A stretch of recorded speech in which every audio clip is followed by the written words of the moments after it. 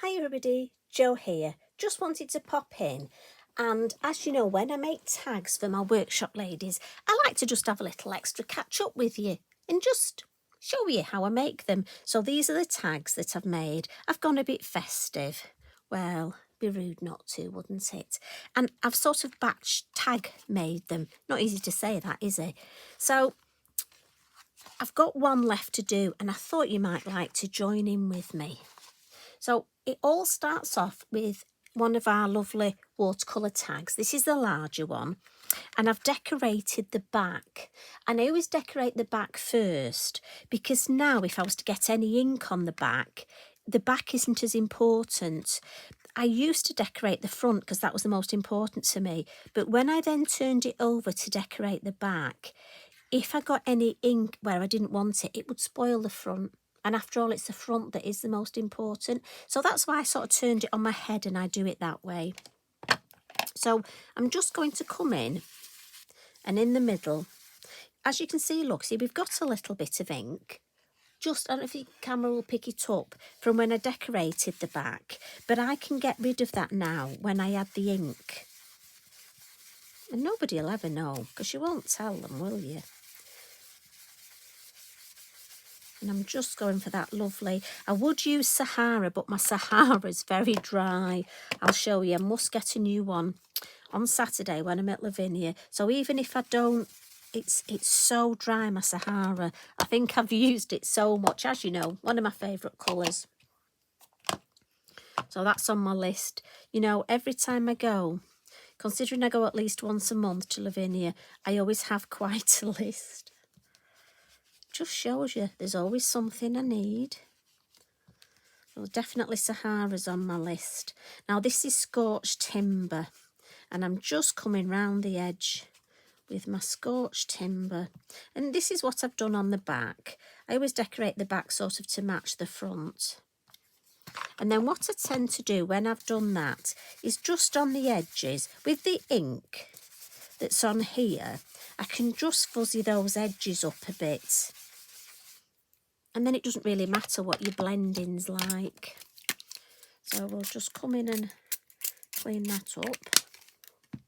So how are you doing? I hope you're doing okay. Friday, so it's the weekend. You've got something nice planned. As I say, I'm off to Lavinia for my workshop. Got lovely ladies booked in. I do get excited. I love going. So what I want to do now, if I bring one of the finished tags in, I'm going to stamp this main lovely, now what's this one called? I think it's Berry Wreath. And what I've done is I've used, so as you know, recently I've been using this lovely Sizzix Stamp and Spin.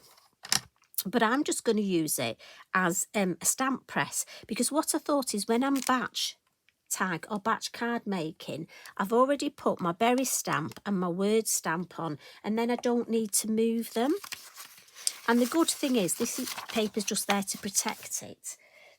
Because this is sticky, I worked out if I put my tag to the top here and then almost have that as a bullseye, those of you from the days of Golden Shot, I'm like thinking it's Golden Shot, and that's sticky, so I know that's in the right place. Now what I'm going to do, I'm going to move this over. This is sizable, so it is difficult showing you it.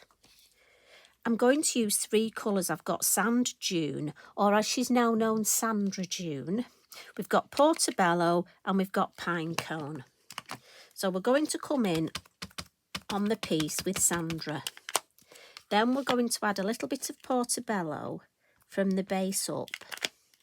And then we're going to catch just the bottom with the Pinecone, and we'll get the lovely Berry Wreath stamp with the Pinecone.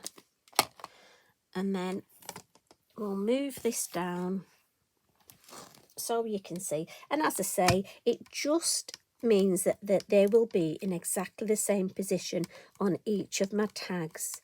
And it's just made it so much quicker and so much easier for me. Let me have a look. Right, so I've just missed that little bit there. And the good thing is I can come back in a little bit more ink. So I'm just using it as a stamp press. I'm not turning it. Lovely. And then I'll just, it is quite sticky, you can hear it.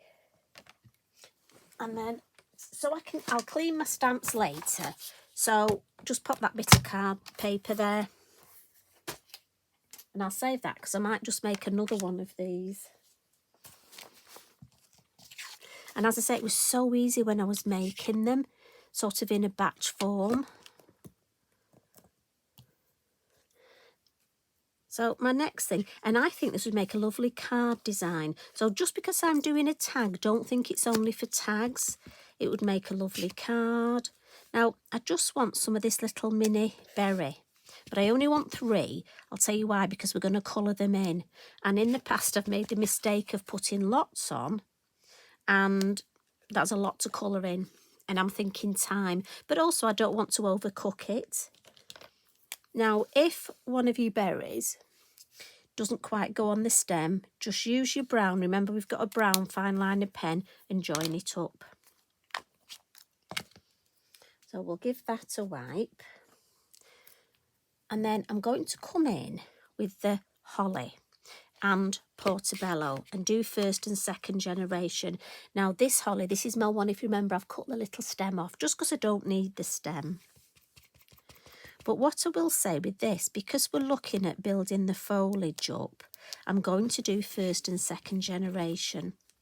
And the thing is, what I've found is when I do first and second like that, it's instinct to keep going first, second, and it doesn't look very natural. So I sort of alternate it. So I'll do a first and then a second further up.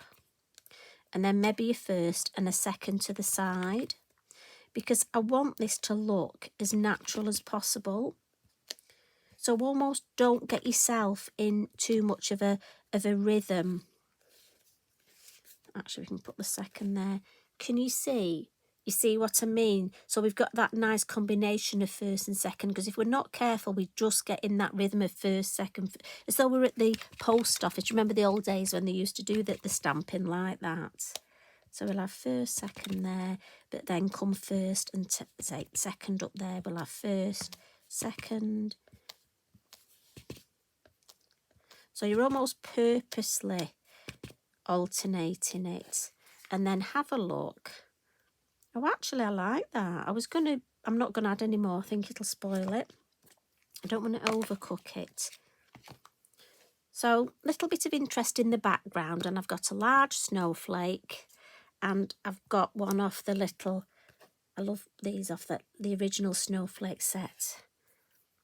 And I'm going to come in with Sandra Dune. It was so funny, like I say, my class list had Sand Dune on and I didn't notice till I got to the workshop and they were all saying we've brought Sandra Dune. So she is now known as Sandra Dune.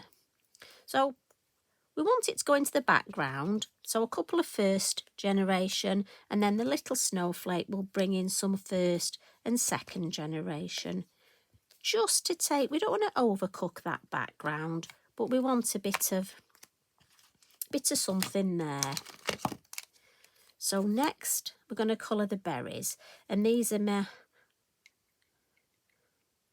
watercolour pencils, the aqua, you know the ones, and I've gone for number 170, 132 and 36. So the idea is this sort of blacky brown colour I'm just going to add right at the top here. Not a lot of it, but we do need a bit. And then with my darker red, I'm coming into the centre. And if ever you haven't got a deep enough red, brown, a dark brown is lovely with your red. Then I'm going over the top to blend that colour. And then a little bit of wink of colour in. So my clear wink of Stella. And that'll add me the lovely sparkle and just blend those colours together beautifully. And I have to say I love the way that pops. And then remember, I'll get a little bit, clean that. Yeah, that's fine now. I'm going to add some colour to the berries. And what I'm going to do is I'm going to colour a few of the berries. but not all of them. I don't want to overcook it. Now this, I've gone for the bronze. Now, I know you might want to do red. I just felt if I added too much red, I wanted it to sort of keep the vintage feel. And I like just the red as they are. I mean, you could always have these white for mistletoe. But I just think, do you know what? Christmas is such a magical time that if I want to have bronze, gold, copper, whatever colour berries, that's what I'm going to do.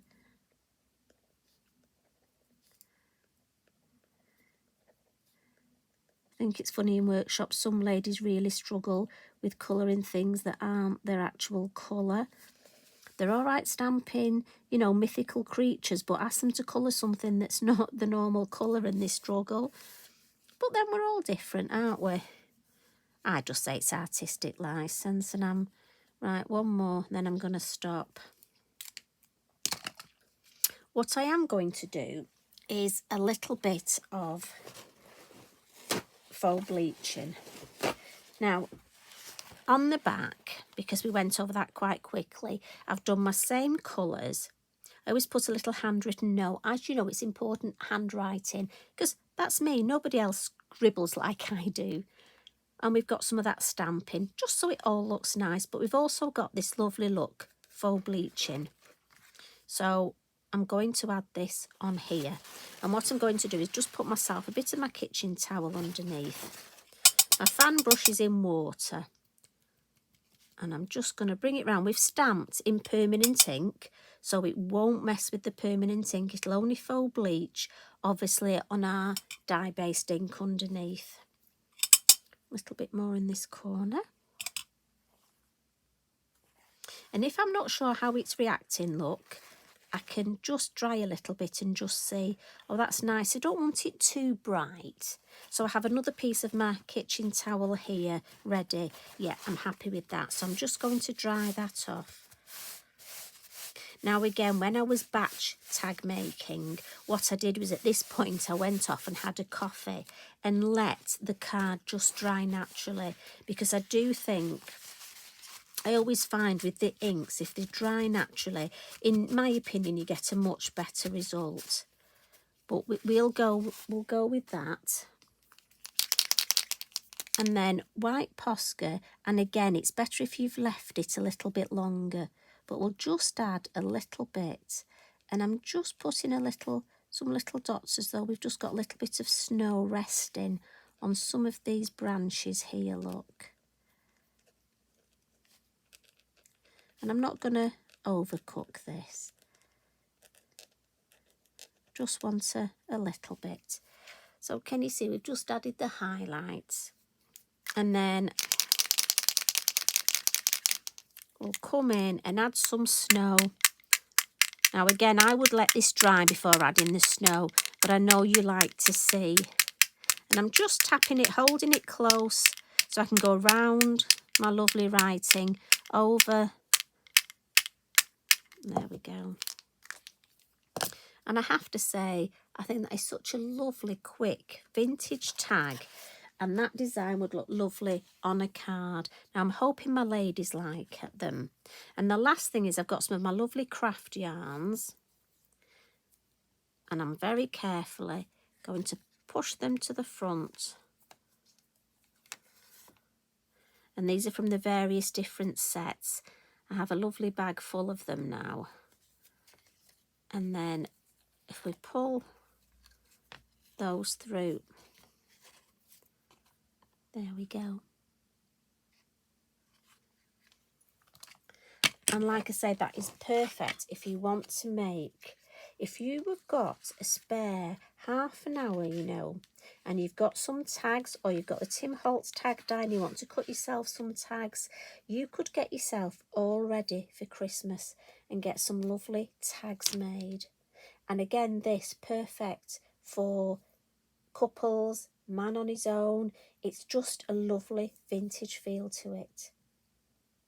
So I hope you've enjoyed that. I hope my ladies love these tomorrow. I'm just going to add the names. I like to handwrite the names on the front, but I shall do that when these are lovely and dry. I hope you have a go at this. If you do, please pop it on social media and tag me in so I can see. Maybe you're going to do the berries in blue, because I think they look lovely in blue. But this one, I just thought I'd keep with the vintage and the red. So thanks for popping in. Have a lovely, lovely weekend. And I'll see you again on Monday. Love and hugs from me. Bye for now.